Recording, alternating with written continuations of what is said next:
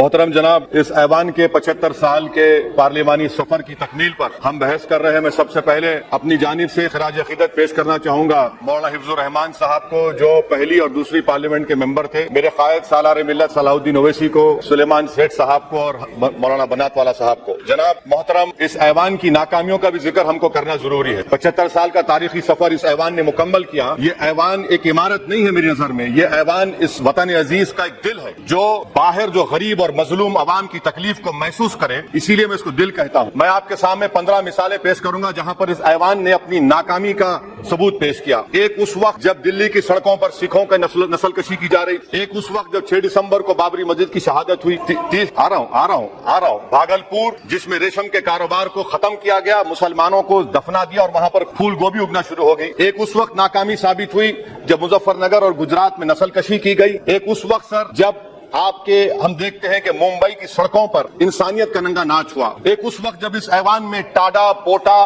का काला कानून बनाया गया, यूएपीए का कानून बनाया गया, आफ्सपा का कानून बनाया गया, जिसको 1 साल के लिए बनाया गया था, 58 में हम 2023 में आ गए। एक उस वक्त नाकामी साबित जनाब, जब हम देख रहे हैं कि आज ये जो दिल है, भारत का दिल है, हिंदुस्तान का, इंडिया का दिल है, आज गरीबों में, मजलूमों में, मुसलमानों में, कश्मीर की आवाम में, दलितों में, आदिवासियों में इस ऐवान की मोहब्बत और एतमाद खत्म हो रहा है, कम हो रहा है।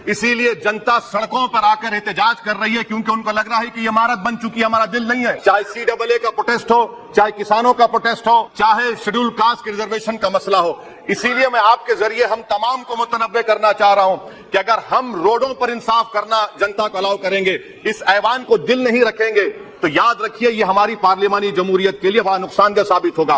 और नुकसानदेह इसलिए भी होगा कि क्या हमको अपने ख्वाब गफलत से, अपनी जिम्मेदारियों से निभाने के लिए क्या भगत सिंह को आके बैठना पड़ेगा ऊपर कि देखो तुमने 75 साल में कैसा कानून बनाया और किसको कहां तक पहुंचा दिया। स्पीकर जनाब, इसीलिए मैं कह रहा हूं कि हम तमाम को अपनी जिम्मेदारियों को निभाना पड़ेगा। ये इमारतें ईंट से बनी हुई जरूर हैं, मगर ये इस इमारत में दिल है, इस इमारत को दिल के तौर पर बरकरार रखना पड़ेगा। स्पीकर सर, एक और मिसाल दे रहा हूं जहां पर इस ऐवान की नाकाम। सर, अब तक लोकसभा के कितने 899 मेंबर कामयाब। अब बताइए सर, पार्लियामेंट्री जमहूरियत शिराकतदारी की जमहूरियत है, रिप्रेजेंटेटिव फॉर्म ऑफ डेमोक्रेसी में 8,992 में कितने मुसलमान कामयाब हुए? कितने सर? 520, जबकि 1070 को इस ऐवान का मेंबर होना चाहिए था। कितना डिप्रीविएशन है सर? कितना डिप्रीविएशन है? 92% डिप्रीविएशन। इस मौजूदा पार्लियामेंट में स्पीकर साहब सिर्फ 26 है, 14% मुसलमान और सिर्फ 4.8 उनका रिप्रेजेंटेशन है। बताइए, हम वोट डालने वाले बन गए, वोट लेने वाले नहीं बने। या तो हकीकत यह है कि आप वोट डालना नहीं चाहते उनको,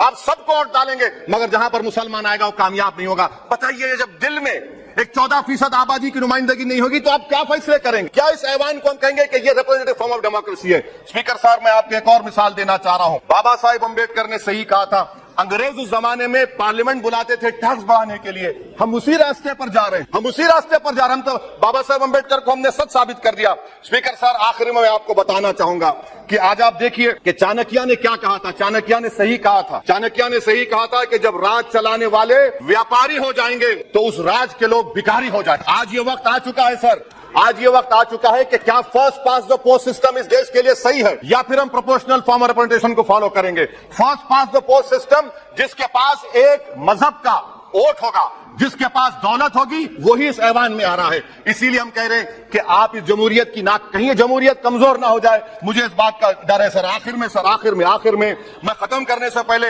एक बहुत बड़े शायर ने कहा था, उस पर खत्म करना चाहूंगा कि अभी चिराग सरे राह को कुछ खबर ही नहीं, अभी गिरानिए शब में कमी नहीं आई, निजात दीदे दिल की घड़ी नहीं आई, चले चलो कि मंजिल अभी नहीं आई। स्पीकर साहब, आखिर में याद रखिए एक बात को मैं सबसे कह रहा हूं कि पिच बदलने से गेम नहीं बदलता, गेम को बदलना पड़ेगा। आप पिच बदल रहे हैं, वरना याद रखिए जब तक हम अपने जमहूरी उसूलों पर, रूल ऑफ लॉ पर, संविधान पर अटूट अमल नहीं करेंगे, वरना याद रखिए कहीं नई इमारत भी हिटलर की राइक्सटैग की इमारत ना साबित हो जाए। बहुत बहुत शुक्रिया। श्री अरविंद